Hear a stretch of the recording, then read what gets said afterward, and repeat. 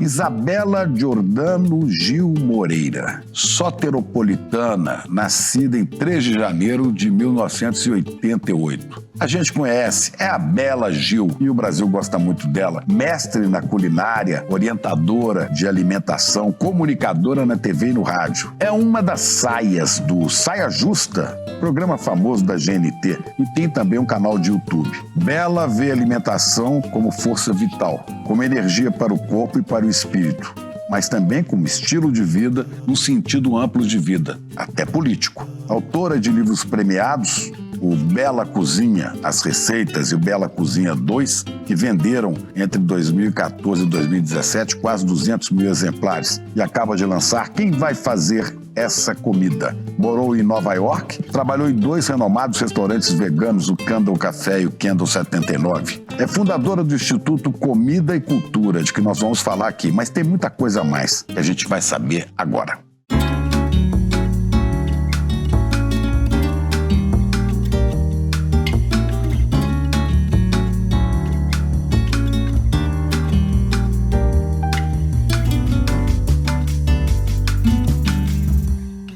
Salve, Bela! Que bom ter você aqui no ICL conosco. Que prazer, Chico. Obrigada. Tudo bem com você? Tudo ótimo. Olha, eu achei que você se chamava Bela mesmo. Né? Porque, muita gente. Você tem na família, né? São nomes... Pessoas com nomes assim simples, né? Você tem um irmão que é o Ben. Ben com M. Com M, né? Ben. Né? Tem uma filha que é Flor. Flor. Sua mãe é Flora. Minha irmã é Preta. Sua irmã é Preta. E Preta é nome mesmo. É. Então eu acho muito engraçado isso. E a hora que eu vi Bela, depois eu vi a Isabela. Né? Convencional, né? Você chama de Isabela ou não? Minha mãe, minha avó. Minha mãe quando tá brava. Minha avó. E... acho que é isso. Existe ali um ambiente nessa família, né? Vocês são 8 irmãos. Um nos deixou, que é o Pedro, né? Mas são 7 agora. Sim. E você tem ali, claro, né, você está envolvida por música, cultura e música, por causa do grande Gilberto Gil. E eu fiquei pensando assim, por que ela não seguiu esse caminho da música? Você nunca quis? Tem uma coisa chamada talento, né? A gente nasce com ou nasce sem. E eu, em relação à música, eu gosto muito de música, eu curto muito, admiro, usufruo bastante, mas fazer não é... Cantar não. Eu tentei fazer aula de violão quando pequena, inclusive meu pai, na época que os meus irmãos estavam aprendendo, eu pedia para o meu pai me ensinar, e assim, ficou muito claro que não era para mim. Mas arriscar cantar assim, não? Arriscar cantar também não. E eu adoraria, mas eu acho que dentro da música, o que sobrou... Sou. O que, não me peça para cantar, por favor. Você desafia. Mas o que sobrou para mim, que eu acho que eu ainda tenho dentro de mim, assim, em termos de musicalidade, é a dança. Eu gosto muito de dançar. Aprecio muito. E tem um ritmo, assim, algo que ficou, mas... Ou algo que eu posso explorar, sabe? Em termos de musicalidade. Mas cantar, tocar instrumento... Tem pessoas maravilhosas na família fazendo isso. Eu não preciso. Eu fico tocando as panelas e tá tudo bem. E quando você era, assim, adolescente e pensava em profissão... Você pensava em dança? Você pensava em estudar alguma coisa especial, não? Não, assim, eu lembro... Outro dia me fizeram uma pergunta parecida e eu lembrei, assim, no ensino fundamental, aprendendo sobre biologia, eu me despertei completamente para a questão da saúde, assim, entender o corpo humano, a biologia, a funcionalidade. E aí, eu acho medicina, eu lembro que uma época, eu devia ter uns 12, 13 anos, eu falava para os meus pais que queria ser cardiologista. Eu achava os sistemas, assim, humanos muito incríveis. Mas com 14 para 15 anos eu comecei a praticar yoga e eu lembro que meu pai me deu um livro chamado Autobiografia de um Yogi, que mudou completamente a minha noção, assim, de existência mesmo, e a prática da yoga mudou a minha alimentação de uma maneira muito orgânica, assim, não foi uma coisa, preciso parar de comer isso e aquilo, mas o meu corpo foi naturalmente rejeitando alguns alimentos ultraprocessados, enfim, foi a época que eu parei de acompanhar os meus amigos em redes de fast food e tal, e aí eu falei, opa, isso é muito interessante, eu quero aprender sobre essa funcionalidade dos alimentos. E aí que eu me interessei pela nutrição. E não pude deixar de aprender a cozinhar também, porque era algo que, para mim, eles se complementavam muito. Queria comer bem, mas queria também aprender a cozinhar bem, a cozinhar aqueles alimentos, aquela comida que eu achava interessante para a vida. Não é qualquer comida, né? Não. Qualquer comida. Eu me lembro, eu conheci pessoalmente o seu pai na casa de um amigo em Belo Horizonte há 50 anos, lá no 74, 75, né? E seu pai, na época, estava muito ligado nessa coisa, né? Super macrobiótica, né? E eu ficava muito impressionado, porque eu não entendia bem o que era aquele negócio de microbiótica, o que é isso, né? E ele falava muito das coisas espirituais também, né? Sim. Foi ligado nessa vibração. Exatamente. Eu acho que você trouxe Você estava falando da música, né, antes, mas eu acredito que de todos os filhos do meu pai, eu seja, não sei a única, mas talvez a que mais puxou esse aspecto da espiritualidade, da alimentação, do cuidado com a saúde, do cuidado com o corpo, a mente, dele, assim. Então, esse é depois de muitos anos que eu comecei a estudar sobre alimentação, espiritualidade e tudo mais, que eu entendia tudo. Eu tinha o mesmo questionamento, né? Eu falava, gente, mas por que meu pai está comendo um arroz integral na cumbuca com hashi? Ele era da turma do yoga, não, né? Do yoga, não, né? Ele era um pouco, assim, ele praticava, ele fazia bastante meditação e ele praticava uns ritos tibetanos de manhã, mas na época que quando eu era pequena, né, crescendo com ele em casa, ele não praticava exatamente yoga, mas ele fazia esses ritos tibetanos e eu achava super, super interessante, assim. Mas ele já praticou yoga, ele já fez bastante meditação e ele trazia isso. Eu acho que não necessariamente ele tinha que ter uma prática de yoga, mas a yoga ele exercia yoga na sua vida, na sua existência, sabe? Que é um pouco de como eu trago a yoga para minha vida. Apesar de ter praticado e ainda pratico de vez em quando, assim, mas praticava ferrenhamente por quase 20 anos, quase todos os dias. Hoje eu trago a yoga mais num lugar de existência, assim, eu gosto de respirar e aspirar a yoga, sabe, em outros lugares, não preciso só da prática, mas eu acho que não preciso só da prática física, mas dá para praticar em todos os lugares e momentos da vida. E a sua mãe tinha uma influência também sobre você nessa área? Não, sua mãe muito. Me dá a impressão que é a pessoa mais prática, assim, do resolver os problemas da vida. Exato. A minha mãe, ela ajuda muito, ela facilita muito a gente a realizar os nossos sonhos. Ela sempre deu muita abertura, com uma certa rigidez, uma certa cobrança, acho que necessária para a gente conseguir, né, seguir os nossos caminhos, mas ela é muito... quando ela vê que a gente está fazendo o que a gente ama, ela vai atrás para ajudar, sabe? Em todos os sentidos, assim. Ela me apoia muito e me ajuda muito. Então, e ela tem uma cabeça uma super empresária, né? Então, ela me ensinou muito.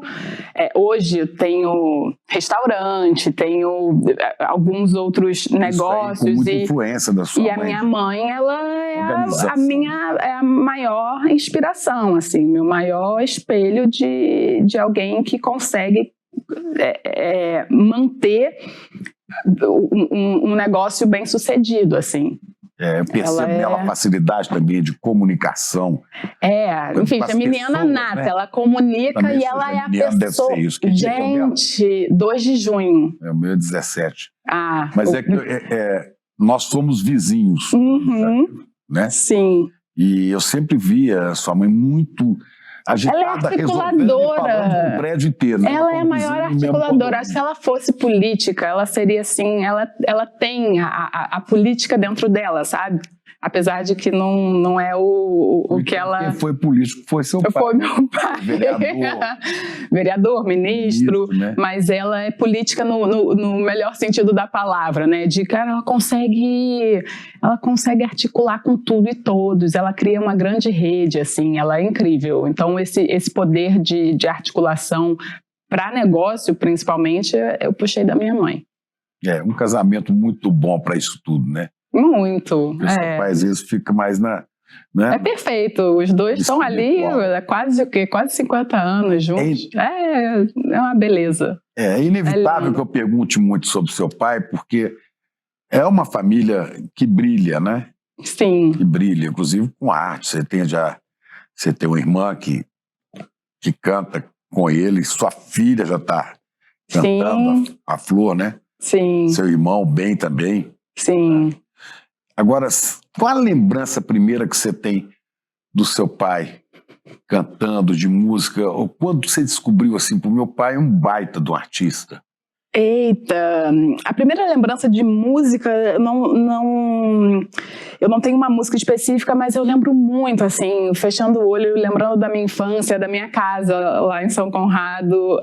Eu lembro muito do meu pai na saleta, tinha uma salinha, assim, anexo ao quarto dele, onde ele ficava tocando violão o dia inteiro. Então, chegava da escola, ele estava tocando, parava de tocar pra gente almoçar, eu ia pro quarto estudar, fazer minhas coisas, ficava ali ouvindo aquela música de fundo. Ele passava o dia inteiro, parava só pra comer. Era muito impressionante, assim. Terminava de jantar, voltava pro violão. Trabalho, então, né? Era a trilha sonora da minha vida, não era uma música específica, mas todo o seu lado, aspecto, né, criativo, de composição, assim, aquele... Trabalho. De trabalho, era a minha trilha sonora, era muito lindo. E às vezes, no final de um período, né, depois de um certo tempo, quando finalizei um disco, um álbum, eu conseguia resgatar aquele momento de construção, sabe, de uma música. Isso era muito, muito impressionante. Gente, isso virou essa música. E aí nossa, ganhou essa letra. Via na televisão, via para todo lado e falava que coisa, né? E aí eu acho que esse lugar de... Nossa, meu pai, ele é uma grande pessoa, assim, eu acho que eu só fui entender tarde, assim, a grandiosidade da sua existência, porque eu comecei a reconhecer ele nesse lugar também, para além de pai, né, porque até então era um pai famoso, um pai que a gente ia sair para o restaurante, ia para a praia, e as pessoas pediam foto, isso ficava num lugar de, nossa, tá bom, ele é conhecido, mas a sua grandiosidade para as pessoas eu só reconheci quando eu me identifiquei com aquelas pessoas, porque ele também é essa grandiosidade para mim. Ele me ensinou muito com a sua arte, com as suas letras, com as suas músicas, para além da educação como pai, que para mim foi fundamental. Então eu realmente sou uma menina de muita sorte por ter tido e por ter, né, o meu pai nesse lugar de educador, que é uma educação, eu tive uma educação, assim, que eu não mudaria nada. Educação para a liberdade. Uma educação muito focada na autenticidade, na liberdade, na bondade e... No cuidado e também nessa grandiosidade, conseguir respirar a arte dele e usufruir da arte dele. Então eu sou muito grata nesse lugar. Mas eu fico imaginando aqui ele no violão o dia inteiro, né? Que as pessoas realmente, o dia inteiro. As pessoas acham que, de repente, o cara tem inspiração, faz uma música e acabou. Né? Acho que é Drummond, o Carlos Drummond de Andrade, que dizia que a poesia, acho que é isso, 5% de inspiração e 95% de transpiração. Sim, tem que trabalhar muito para aquilo, né? Sim, o meu pai, ele é muito estudioso. E o meu pai, ele respira mesmo música. Eu brinco que o violão é a extensão do braço dele. Mesmo. Ele tá sempre com o violão, é uma coisa que ele gosta. Você vê quando a pessoa tem aptidão e tem vocação, né? Ele realmente transpira, sabe, a música. Então, para ele, tá com violão e compor é o que dá muito sentido à vida dele. Interessante essa vivência, né? Eu entrevistei aqui há poucos dias, há poucas semanas, um teólogo, né, chamado Faustino Teixeira, que a gente chama de Dudu, que gosta muito de música também, muito de literatura. Ele tem feito programas pelo YouTube, o Faustino, sobre espiritualidade em Drummond, em Guimarães Rosa, em Clarice Lispector. Ele tá pegando esse lado aí. E eu estava falando de vários autores brasileiros, Fernando Pessoa também, né, português. E aí eu falei de alguma coisa fora da literatura. Ele falou assim, um dos maiores de todos, Gilberto Gil. E terminou aqui falando, ligando essas coisas de espiritualidade no Se Eu Quiser Falar com Deus. Sim, que é uma música realmente muito profunda. O meu pai, ele tem essa capacidade de transpor, né, em palavras os sentimentos, emoções que a gente sente, mas a gente não consegue traduzir. É impressionante, assim. Eu acho que dos poetas, ele, nesse lugar, ele é dos maiores mesmo, assim, pelo menos para mim, a identificação imediata que eu tenho com as composições dele é algo impressionante. E você desenvolveu, assim, também um lado espiritual, não de uma religião específica, mas... Sim, eu acho que, inclusive, com as conversas que a gente tem, eu consegui achar um lugar da espiritualidade na minha vida. Eu meditei por muitos anos, de uma maneira rotineira, assim.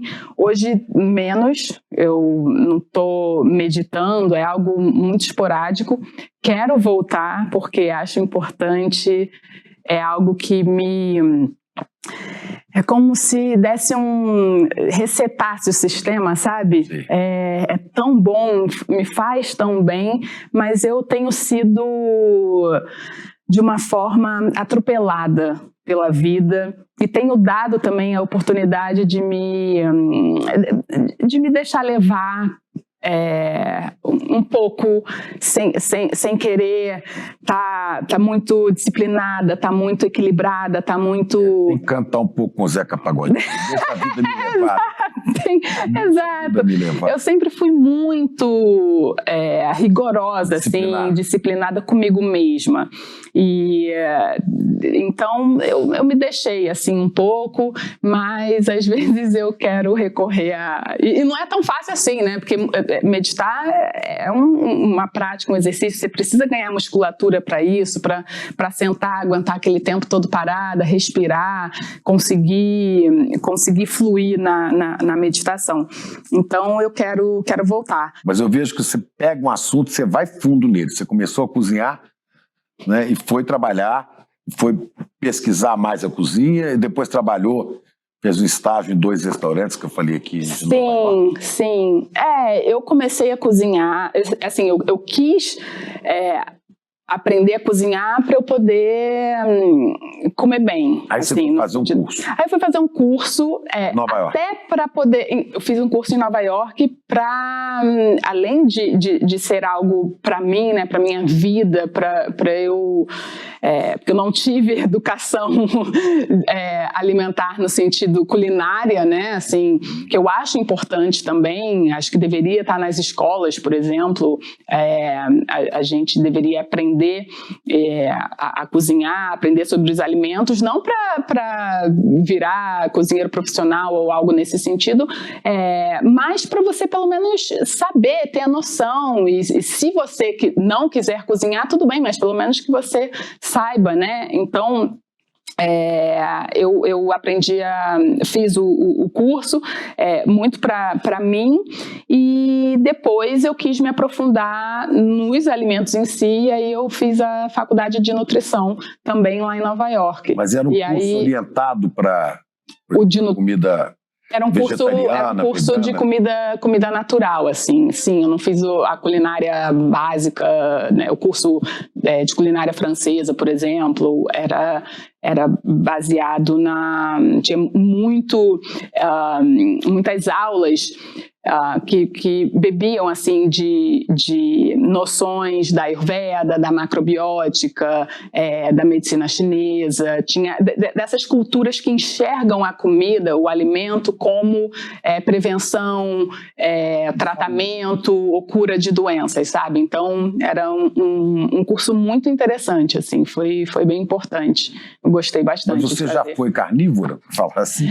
Carnívora, sim, já comi, claro, mas eu acho que a gente, assim, muitas coisas influenciam a gente para transformar a nossa alimentação. Eu comecei a mudar a minha alimentação, primeiro pelo aspecto da saúde, assim. Eu entendi que o meu corpo funcionaria melhor, que minha mente funcionaria melhor, que eu me sentiria melhor.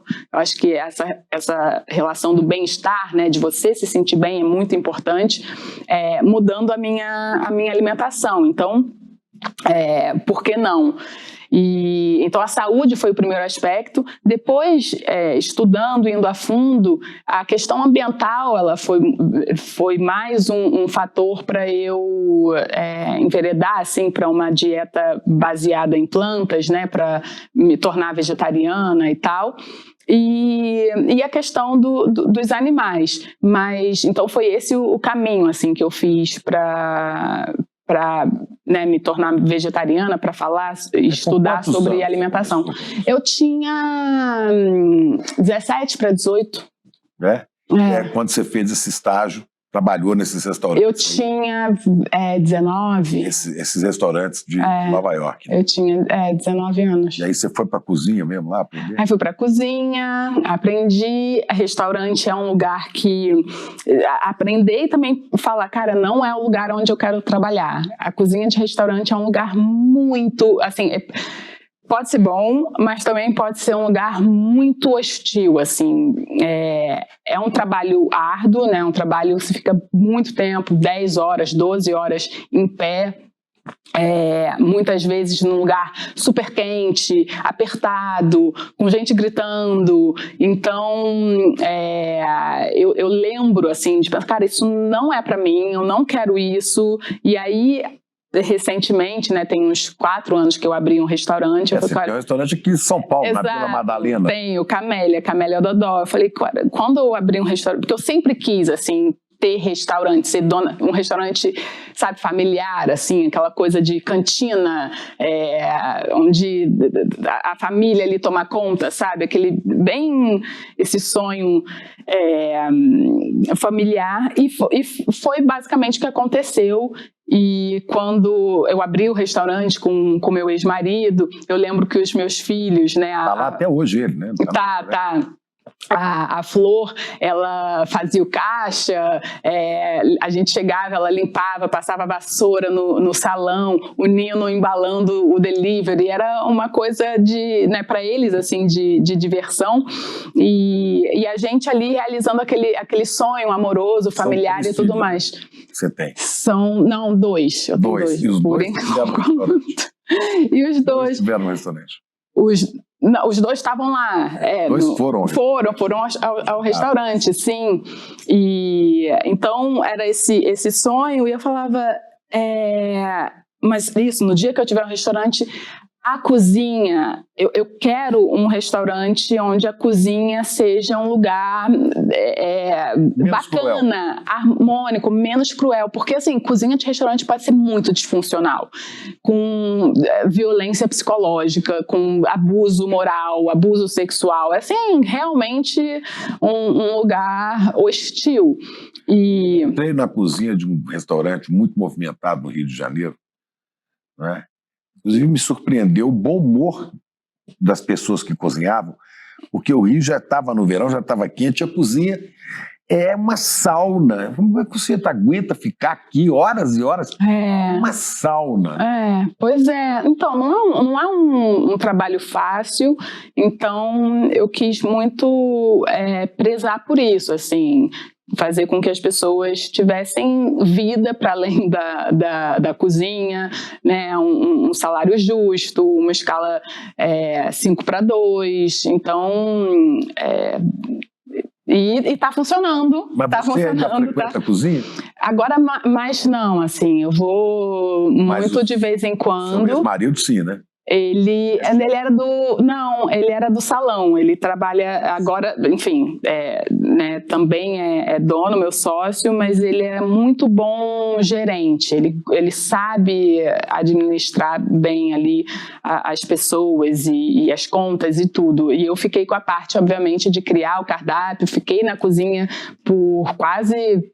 No primeiro ano, né, fiquei quase um ano ali na cozinha, tipo 9 meses, todos os dias ali e tudo mais, e é uma satisfação muito grande, é muito bom você sair, abrir a porta da cozinha, entra no salão, você vê as pessoas, né, se derretendo ali pela comida, aquilo que você fez, trabalhou, pensou, tá ali cozinhando o dia inteiro, com uma equipe muito legal, era muito... Tem, obviamente, toda a adrenalina, porque, né, assim, tem que sair o restaurante cheio e aquelas comandas todas, e você fala, meu Deus do céu. Não sei se você viu uma série chamada The Bear. Nossa, é muito maravilhosa e retrata muito a realidade de um chefe e a dificuldade que é de você abrir e manter um restaurante.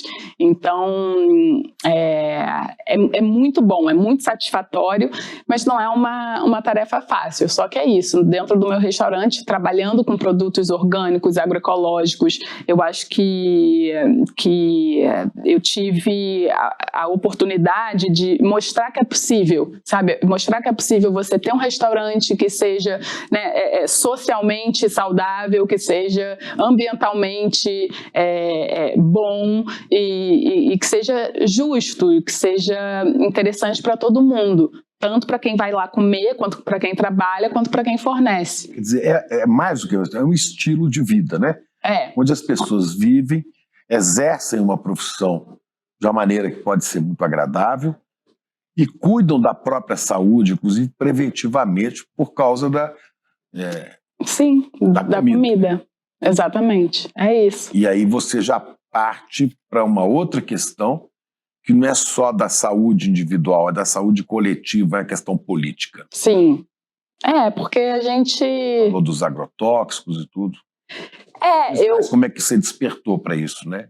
Então, muita gente me conhece por causa do Bela Cozinha, que era o programa de culinária que eu tinha no GNT, onde eu falava sobre todos esses aspectos, né, ambientais, os aspectos sociais, os aspectos nutricionais dos alimentos, e atingir uma parcela da população, né, um nicho assim, de pessoas que acho que a maior parte delas tinham ali o acesso para tanto conhecimento, né, ou eu passava essa informação, ou as pessoas já tinham também o conhecimento e uma abertura para receber essa informação de, poxa, dá para eu fazer escolhas melhores para a minha saúde, para o meio ambiente, para o coletivo e tal.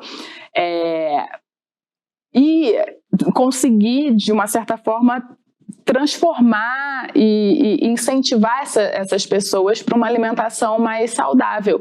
Mas ficava ali, né? Ficava naquele nicho. E isso, para mim, não era o suficiente. E é um nicho de uma certa elite, gente que tem mais poder aquisitivo. Totalmente. Tem acesso a informação. A informação, a dinheiro, né? Acho que porque não basta informação, não basta conhecimento, você tem que ter muitos outros acessos para você realmente pegar aquele conhecimento e transformar, colocar em prática. Então, eu comecei a me incomodar com o fato de que aquilo que eu estava falando, aquilo que eu estava passando para as pessoas, não era possível para todo mundo. E viajando também. Para além do Bela Cozinha, eu fiz vários outros projetos e dava muitas palestras e fui através desses trabalhos, conhecendo um Brasil, uma realidade assim que falava... Assim, a gente precisa mudar, a gente precisa transformar. Então, desde aldeias no Xingu, acampamentos do MST, enfim, comunidades e favelas em centros urbanos e tudo. Falava, as pessoas, assim, a gente precisa fazer com que essas pessoas tenham a oportunidade de comer bem. Porque, e aí então foi nesse momento que eu falei, só através de políticas públicas. Só através de uma mudança no sistema, porque não dá para eu, com a informação que eu tenho, passando essa informação para a pessoa, vai parar ali, vai morrer ali, não tem como ela colocar nada em prática. Com tanta informação que você tem, né, e agora já te vi fazendo, né, a crítica necessária aos ultraprocessados, né, esses alimentos que a gente compra prontos e sai comendo. As pessoas às vezes comem porque não tem tempo de comer, outra porque viciaram naquilo, né? Eu me lembro quando eu era criança, que eu morava em Belo Horizonte, às vezes eu ia numa favela, vi um monte de menino magrinho. Hoje você chega, as pessoas que se alimentam mal estão todas gordas, inchadas, né? Porque é o excesso dessa... E você vê em muitas famílias, assim, isso eu me deparei bastante nessas andanças, assim, famílias pobres, onde a criança, ela está desnutrida e o adulto obeso. Por quê? Está também desnutrido. Está também desnutrido, apesar de obeso, exatamente. Então, assim, é por causa do avanço, né, do advento dos ultraprocessados nesses lugares. E então não dá para você chegar para uma pessoa dessa e falar, você precisa mudar a sua alimentação e ponto. Mas tem um problema, a pessoa não vai poder nem comprar alimentação saudável, então, livre de... Políticas públicas são necessárias, e aí é o que você está dizendo, o conhecimento, né, a informação é muito importante, mas a gente precisa de vários outros acessos, que são, eu faço essa descrição de 5 acessos para que a gente consiga democratizar a alimentação saudável nesse meu último livro, que é o Quem Vai Fazer Essa Comida, que eu falo do acesso ao conhecimento, mas ele só vai funcionar se a gente der acesso também o acesso físico aos alimentos, né? As pessoas, elas precisam conseguir achar aquele alimento para comprar, porque senão não adianta. Então, tem muitas pessoas que moram... Ela vai no supermercado, que tem perto da casa dela, não tem nada disso. Moram em desertos alimentares, exatamente. Exato. Então, o acesso físico, o acesso financeiro, as pessoas precisam de dinheiro para comprar, porque a maior parte das pessoas, né, a fome, ela é um derivado da pobreza, as pessoas não comem porque não têm dinheiro.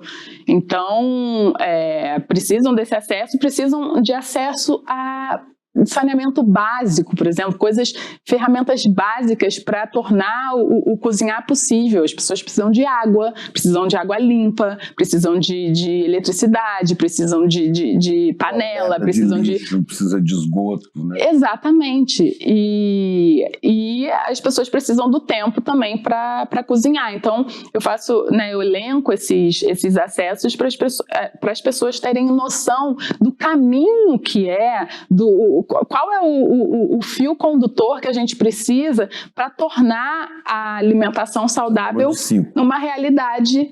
Exato, são 5. Uma realidade de todo mundo, do país inteiro. 5? Então, acesso ao conhecimento, acesso geográfico, né, ao alimento, o acesso financeiro, o acesso a ferramentas e o tempo. Acesso ao tempo. Porque sem tempo, né, você pode ter tudo. Você pode ter a melhor cozinha, você pode ter uma cesta de produtos orgânicos que chega linda na sua casa. Mas se você não tem tempo para cozinhar...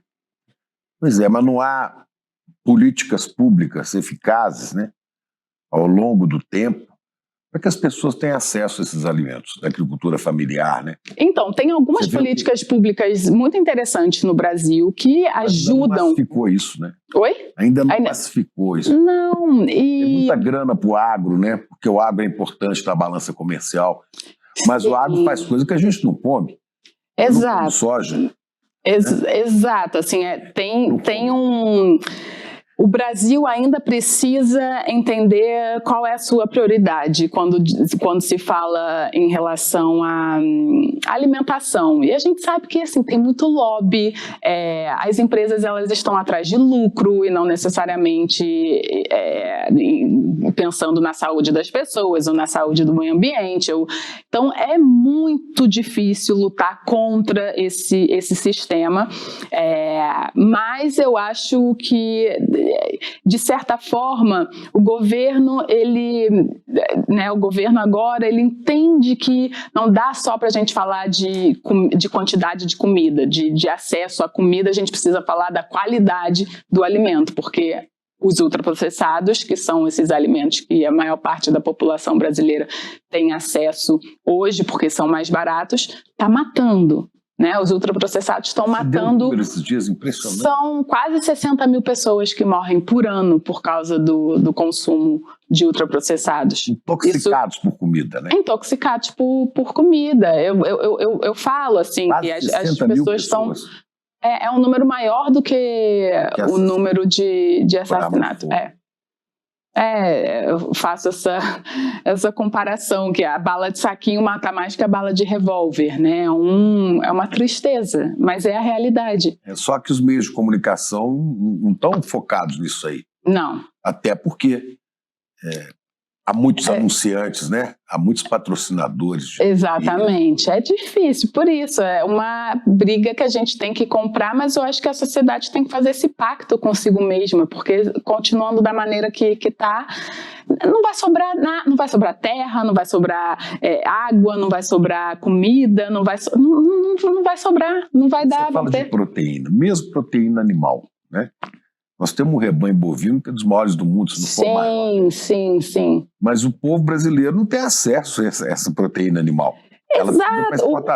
Exatamente, assim, eu acho que a gente continuar tratando comida como commodity, né, como mercadoria, é um grande problema. Porque muitas vezes um produtor, vamos supor, de batata, ele vai plantar a batata, na balança comercial está tanto o quilo da batata e a tonelada, enfim. E quando ele vai colher, se o preço despenca, para ele ele nem se dá ao trabalho de pegar a batata da fazenda e levar para um centro de abastecimento, porque não se paga, não paga. O preço é tão baixo que ele joga fora. Então, as pessoas estão passando fome por um problema político-econômico que é muito difícil triste de mudar, né? É muito difícil. Governo que muda, né?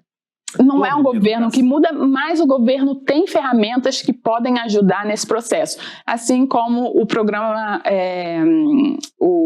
programa de aquisição de alimentos. É importantíssimo para o Brasil, ajuda muito a disseminar uma alimentação mais baseada em produtos frescos. O PNAE, que é o Programa Nacional da Alimentação Escolar, também ajuda muito. Também, então, agricultura familiar. Então tem, por exemplo, o MST, que tem milhares de pessoas plantando, né, comida. Sim.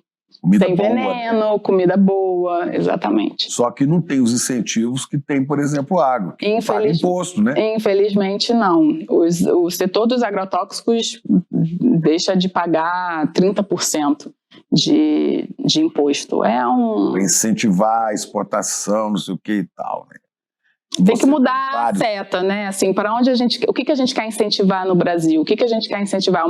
Uma agricultura baseada na violência da terra, baseada na produção de produtos que destruição da terra, destruição da nossa saúde, destruição do planeta, ou uma que gera vida, né? Assim, para onde que a gente quer ir? Mas a gente sabe que o que dá vida não dá lucro e o que mata dá lucro. Então é o dinheiro comandando tudo, porque a gente vive num sistema capitalista.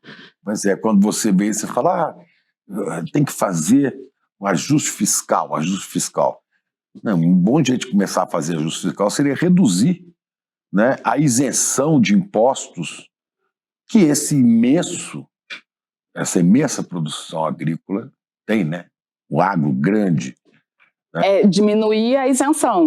Sim, sem pagar alguma coisa para equilibrar. Não é nem sobretaxar, né? Só taxar. Incentivar a agricultura familiar. Exato. Mas aí, se você falar em MST, muita gente vai dar um pulo e falar, são invasores. Você conhece o MST bem? Sim, bastante. Qual é a sua experiência com o MST? Então, eu já fui para... Nossa, vasta. Já fui para a colheita de arroz no Rio Grande do Sul.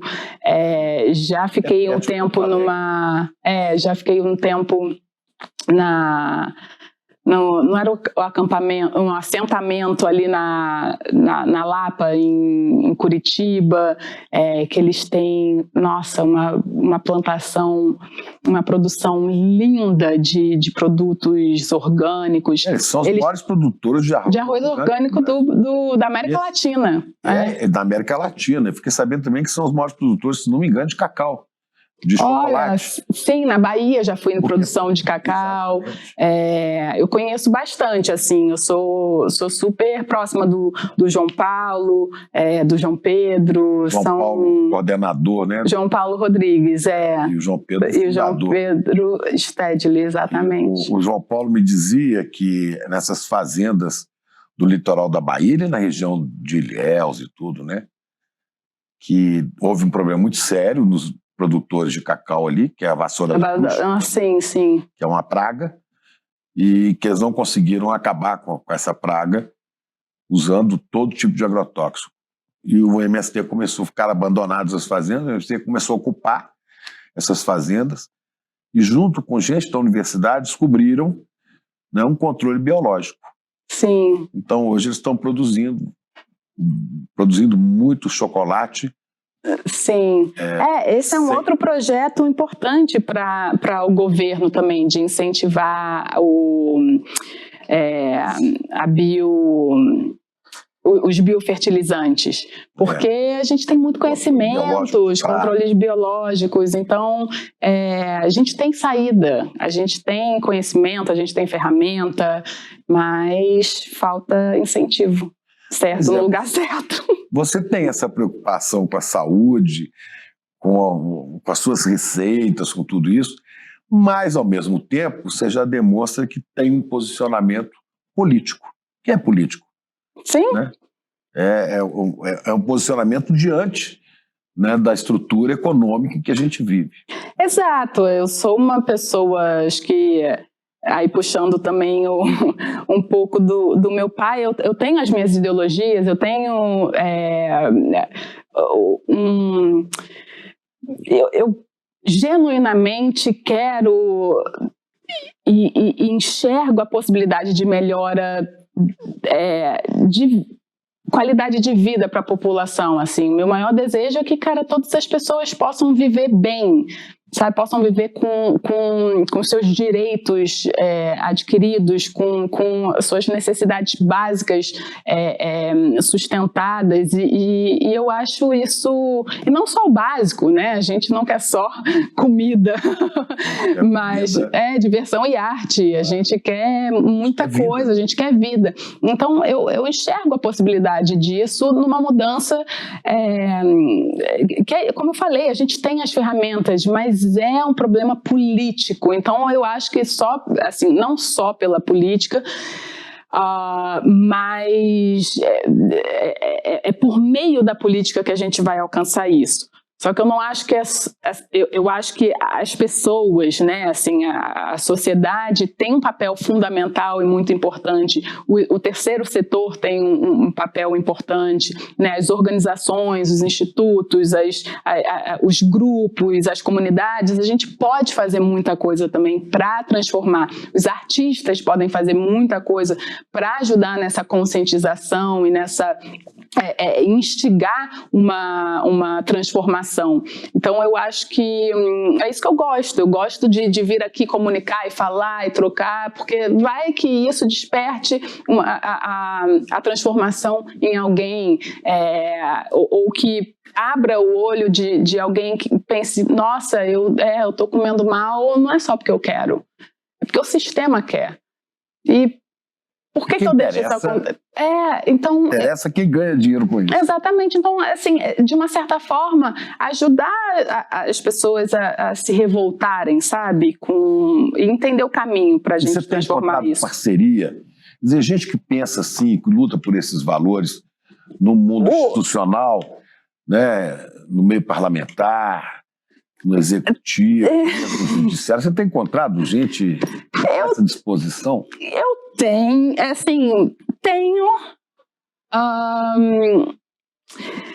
mas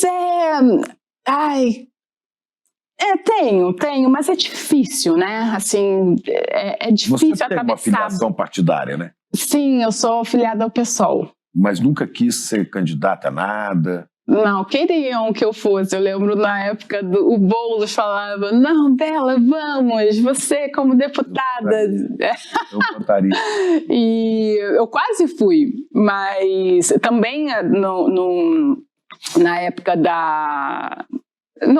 quando o Lula foi eleito, o ministro Paulo Teixeira do MDA me chamou para ser secretária da alimentação saudável, e eu não quis...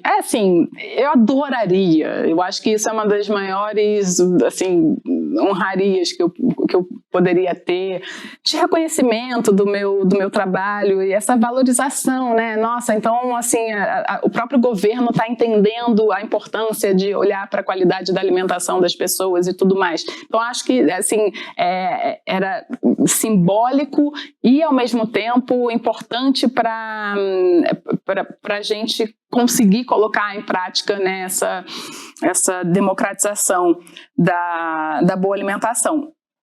Ao mesmo tempo, no meu processo de vida, eu acho que isso foi, assim, atravessou na hora, não diria errada, mas eu estava com outras... Não estava dentro do seu projeto? Não estava dentro do meu projeto naquele momento, mas é algo que não está, assim, não está morto dentro de mim. A política, ela pulsa, não tem jeito, porque, como já disse aqui, né, é a forma que a gente tem de transformar. Políticas públicas são fundamentais, assim, para que a gente mude, faça uma mudança efetiva para um número grande de pessoas. Mas ao mesmo tempo, eu não quero perder esse lugar de comunicadora e influenciadora, no bom sentido, porque eu acho que ainda dá para fazer bastante coisa com isso. Então eu pensando quero no legislativo, por exemplo, você hoje tem uma relevância para ser ouvida e tudo, maior do que se você fosse uma deputada, provavelmente. Então, pois é. Então, acho que dá para esgotar esse caminho ainda um pouco mais. Cada coisa no seu lugar, né?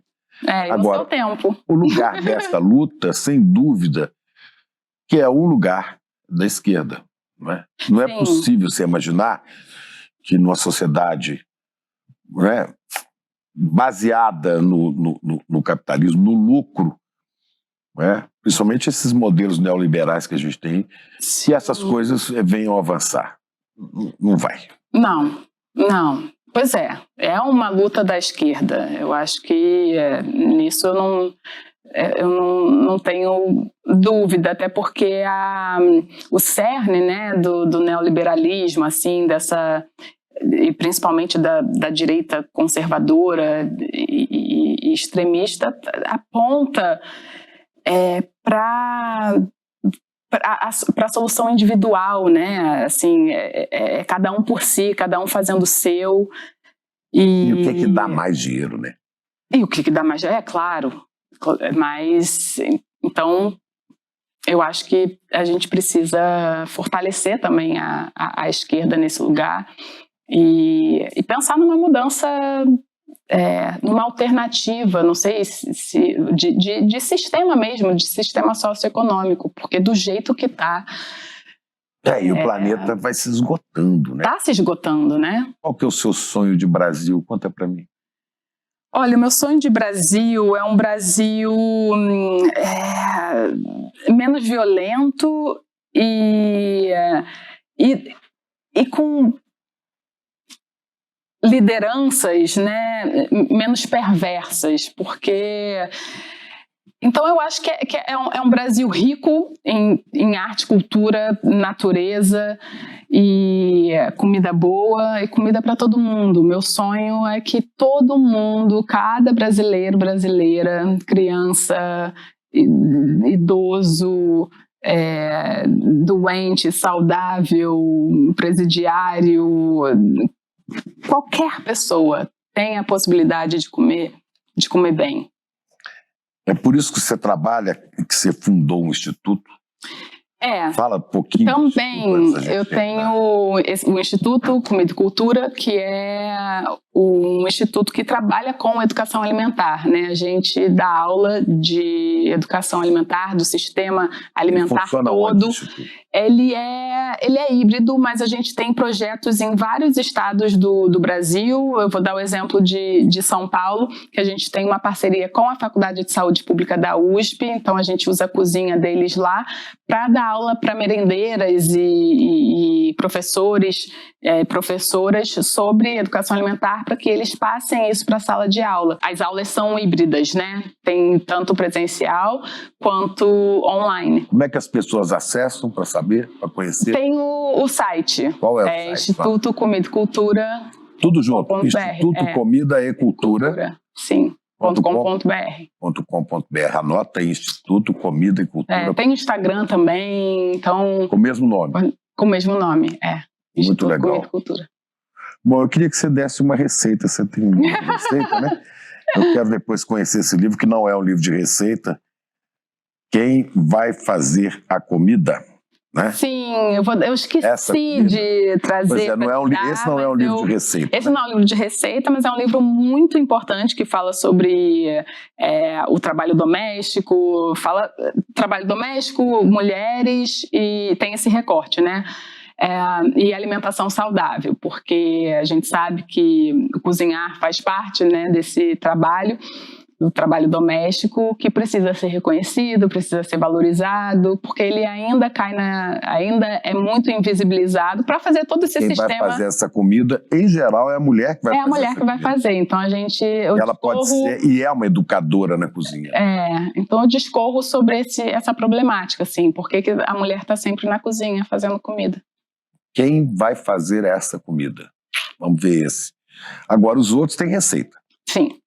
Né? Os outros têm receita. Mas são Bela Cozinha, tem... Nossa, eu tenho... são 8 livros já. Vou te pedir uma receita, mas uma Pode receita falar. Que pode ser fácil, mas pode ser difícil. De comida qualquer? Qual é a receita de vida? Receita de vida. Eu diria que hoje, na minha vida, eu tô tentando ser mais fiel aos meus desejos. E uma das receitas para que isso aconteça é dizer mais não. Nãos. Mais nãos do que sim. É mais difícil, né? É muito. Porque eu, de uma certa maneira, fui criada, e não estou dizendo isso pela educação dos meus pais, mas a forma como eu me entendi, queria me encaixar para agradar. E isso é difícil. Na receita de vida, qual é o alimento que te sustenta mais? Mais importante, imprescindível? Imprescindível, o amor, eu acho. É muito bom amar e ser amada. E talvez o grupo mais importante, o grupo alimentar dessa receita é a amizade. Amizade. Com pitadas de alegria, euforia e diversão. Comida, a gente quer comida. Diversão e arte. Aí, tá. Então ajuda a gente a preparar. É o que a gente tenta fazer aqui no ICL. Ai, que bom. A gente tenta dar essa receita de várias maneiras, né? Sim. Mas obrigado. você tem bastante ingrediente para isso. A gente vai tentando. Muito obrigada. Olá, meu nome é João César de Castro Rocha. Eu acabei de gravar uma aula aqui no ICL, tentando mostrar que existe um plano em todo o mundo e também no Brasil que a extrema-direita utiliza para conquistar corações e mentes, vencer eleições e transformar democracias em estados autocráticos. Dia 15 de junho, um domingo às 20 horas,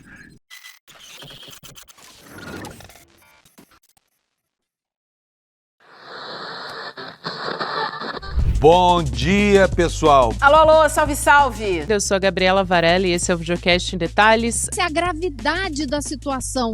Ele me viu, olhou no meu olho, já mandei lá atrás. O Instituto Conhecimento Liberta quer chegar ainda mais longe e para isso conta com você. Que eu já falei várias vezes, né? As urnas, elas funcionam. A denúncia foi recebida por unanimidade. Mas vamos lá. Alô, comunidade! Olá, boa tarde. Bem-vinda, Érica, ao ICL. Este é o Precisamos Conversar. Transmita os conteúdos do ICL. Fortaleça sua grade de programação com conteúdo de qualidade independente e transformador.